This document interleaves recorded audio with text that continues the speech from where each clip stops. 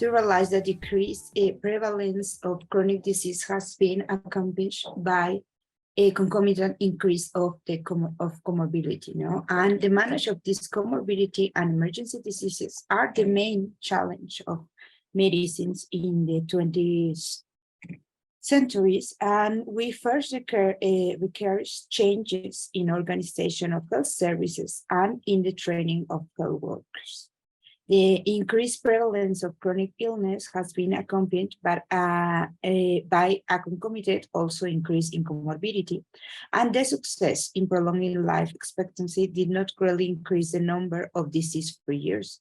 The years gained are years in which people tend to suffer for a variety of chronic diseases, impairments, and disabilities. So the simultaneous presence of comorbidity diseases usually predicts a poor prognosis for both conditions, and it can lead to a greater number of complications and makes treatment more complex and expensive. So it is important to point out the difference between comorbidity as the start of another clinical entity in the course of an existing disease, and multimorbidity defined as a coexistence of several diseases with varying degrees of association in the same individual.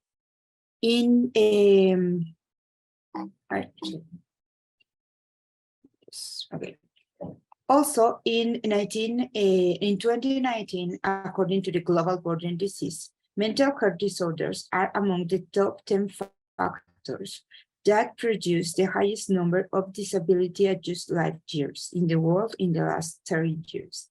So, despite this fact that diseases such as ischemic heart disease, diabetes, stroke, chronic kidney disease, and lung cancer are in the first places, but mental disorders are often comorbid with such non-communicable diseases, which worsens their prognosis and the increase of costs associated with their treatment. In addition to the fact that people with mental disorders live 10 years less than people without mental disorders, and non-communicable diseases are the leading cause of their death. So it is important to study this comorbidity. The comorbidity of mental physical diseases has become a major problem in medical practice, and it is present approximately in 30% of individuals. And in persons over 60 years, comorbidity has become the rule rather than the exception. Recent studies indicates a bidirectional, as we see, a relationship with common risk factors and shared idiopathogenesis and the results of the others' impact through neurohormonal and behavioral pathways among some of the non-communicable diseases and mental disorders, for example, depressions. The pathways linking mental and physical comorbidity are complex and bidirectional, so that a physical disorder may cause a mental one, and a mental disorder may place a person at risk for a physical one. And some mental and physical disorders share risk factors such as chronic stressful social life situations, physical inactivity, overweight, smoking, substance use disorders, and endocrine dysregulation. Additional social conditions like poverty and adverse life events are risk factors for both types of conditions, perhaps due to the biological mechanisms and unfavorable environment. The relationship of mental physical disorders holds the potential for a population health index that can gauge the effect of prevention programs at a community level. So it is important because also we can see, for example, the cost of the treatment in depression and on diabetes. They change because this comorbidity. Also, comorbid with substance use disorders can have profound negative effects on coexisting chronic diseases, seeing different wide range of physiological effects, for example, gastrointestinal, cardiovascular, pulmonary, that complicate evolution, clinical management, and prognosis of chronic diseases. While the association between physical and mental disorders continue to grow, medicine is fragmenting into increasingly limited specialties. There are few resident programs that train in the evaluation and assessment of mental disorders, like internal medicine, and their training is often inadequate or sometimes incomplete. While clinicians may be aware of comorbidity, they may also feel pressed for time and powerless to handle problems, as well as lacking confidence or strategies to address all problems. Training should take account that doctors can control and limit the interview as the way to avoid emotional difficulties. In other words, physicians implicitly treat problems or disorders in which they receive little training during residency. A solution for medical education consists of developing and implementing a comprehensive curriculum in physical and mental comorbidity during training as medical specialists. The context of the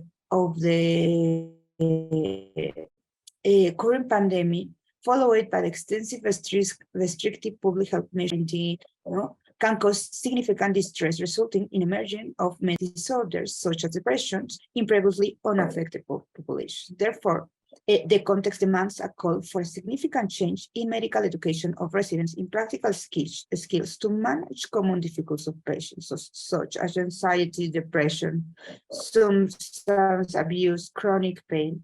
In addition, there is a gap in the literature to the evidence of the integration of this physical mental comorbidity in medical resident programs and how this curricula can meet training needs.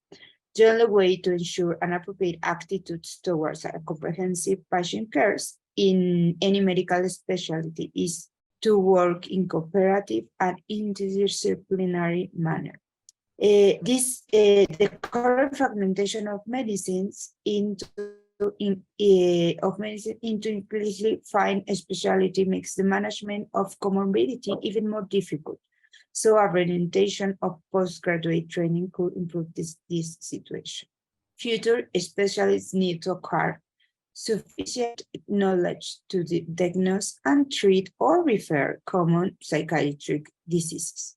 The main objective of this study was to establish which medical specialties take mental health in account into the design of their training programs and what mental health topics they address. This document analyzed systematically the medical specialization academic programs of 20 different countries. The searching criteria were explored in educational programs which specialties programs addressing mental health comorbidity in their training program. How many specialties include the following mental health comorbidity in their regular postgrad program: affective disorders, anxiety disorders, substance use disorders, and alcohol use disorders? What other mental health topics are included in their medical specialty programs? We use the operational definition of mental health content was defined as the specific mentioned in the curriculum of each academic program of depression, anxiety, substance use disorders, comorbid with medical pathology, as well as the express mention of the study of the doctor-patient relationship in the practice of the specialty. For each 20 countries, all medical schools in the country were researched. Second, once all schools were identified by country, all graduate programs associated with each school were identified, and then their study plan for each of the programs was analyzed. The study plan and medical specialty programs were requested through invitation searches on institutional websites and communication from all medical schools in the participant countries. For countries with multiple medical schools, each website was independent research for relevant documents to be included in the analysis. Documents has to be retrievable from an institution. Otherwise, schools were excluded from the study. The data extraction progress was created in Excel and was designed to extract document information. The majority of items on the form appear as checkboxes to indicate the presence or absence of criteria. Those related to the proposed criteria were extracted for the analysis. And the initial draft of the instruction form was created by 3 different researchers and was subsequently reviewed by 16 researchers in total after an independently extracting data. Each group of investigators compared the entries, resolve discrepancies, base consensus, and submit a final data extraction for each medical school review. The results, the materials describe 136 postgraduate specialty programs that were examined, show that internal medicine, family medicine, neurology, pediatrics, and geriatrics were the specialty that includes mental health topics in their programs, with some difference between the 20 countries. For example, neurology includes mental health comorbidity on 17 countries versus geriatrics that include mental health comorbidity on only 8 different countries. The percentage of mental health content found in postgraduate programs from the 20 countries included in the survey were in 4 countries, Bangladesh, Serbia, the Netherlands, and France. Over 50% of all postgraduate specialty training programs include mental health content. In 10 countries, Germany, Sweden, United Kingdom, Mexico, Belgium, India, Russia, Canada, Israel, and Spain, between 20 and 49% of all postgraduate specialty training programs include mental health content. In 6 countries, Brazil, Chile, Colombia, Croatia, Kenya, and United States, 20% of all postgraduate specialty training programs include mental health content. Croatia and Russia do not have a medical specialty that include affective disorders in their academic programs. Belgium, Brazil, and Kenya do not have medical specialties that include psychosomatic disorders in their academic programs, whereas Germany, France, and Croatia do not include anxiety disorders in their academic specialty programs. Also, Bangladesh, Mexico, the Netherlands in more than 10 of their medical specialty programs. Also, Brazil, Croatia, and Russia do not have medical specialties that include substance use disorders or alcohol disorders in their academic programs. None of the medical specialty programs in Kenya include alcohol use disorders. Belgium, Chile, Colombia, England, France, Germany, and United States do not include alcohol disorders, but only in less than 5 medical specialty programs. Also in Serbia, Mexico, Bangladesh, Netherlands, Russia, England, France, Sweden, and Spain, more than 10 different programs address other mental health topics such as doctor-patient relationship, violence, medical ethics, medical responsibility, neuropsychological syndromes. So it is a great concern that only 4 of 20 countries in our study contemplate mental health in over 50% of their postgraduate specialty training programs, while this percentage falls below 20% in 6 countries. In recent years, the increasing prevalence of chronic, often comorbid condition requires the patient receive care from multiple providers in a variety of settings.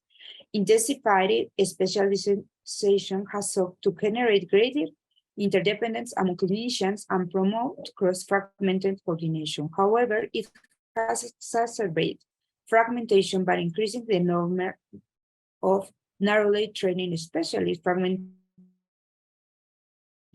is held allocation of material and human resources.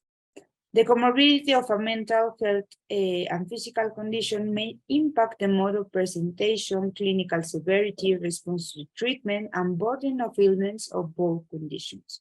New insights in biology, physics, human organization, and other fields have led to understanding complex systems as more than the sum of their parts. However, because of our fragmented understanding of the natural world, systems, and human interactions, healthcare has not kept out with these advances.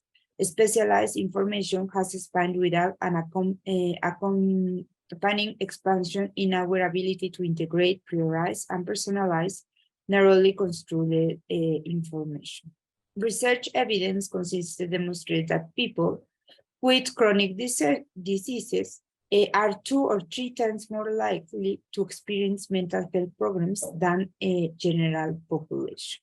As a result of this comorbidity, poor prognosis for those, their chronic condition and the quality of life they experience can deteriorate markedly. In addition, the cost of providing care for this group of people are increases as a result of less effective self-care. Medical specialization plays a role in contemporary medicine, and the role of the specialist should not be questioned, but medical specialization emerged as a result of the shift to pathological anatomy, the emergence of medical technologies, and due to urbanization. Specialization is a way to improve healthcare outcomes by applying greater knowledge and experience on a specific diagnosis and therapeutic problems. They represent an important advantage in the treatment of diseases previously considered incurable, as well as in the increase of life expectancy. Adequate communication between specialists is essential to avoid distancing from integrated medicine. In particular, cardiology, endocrinology, pneumology, infectology, medical rehabilitation, orthopedics do not include mental health content in their academic programs. And also we know the prognosis in cardiovascular diseases, diabetes, asthma, cancer. So it's important to take up this comorbidity. Also, it's important to take out child maltreatment as the most important preventable cause of psychopathology. And also, psychiatrists, I don't mean that psychiatrists are best than other medical specialists, because also psychiatrists are not better than other specialists on identify comorbid conditions. No? This is most clearly demonstrated in the creation of subdisciplines called liaison psychiatry. No other medical discipline has a similar number of subspecialties. No? There is no liaison cardiology or because any specialist is expected to deal with physical problems of the patient. Psychiatry often overlook or undertreat a comorbid physical illness, omitting a medical examination that could inform them of the presence of another disease. Given that cardiovascular, cancer, neonatal, or musculoskeletal disorders rank above health morbidity statistics worldwide, it is expected that in the future, psychiatrists will acquire sufficient acknowledgments to diagnose and treat or refer non-psychiatric diseases. So, comorbidities,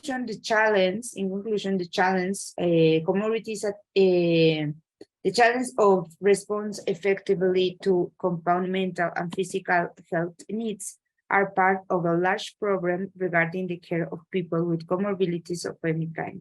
Current service models are often oriented around the single diseases and fail to provide well-coordinated care to a great and growing number of people with multiple health problems. The notion that only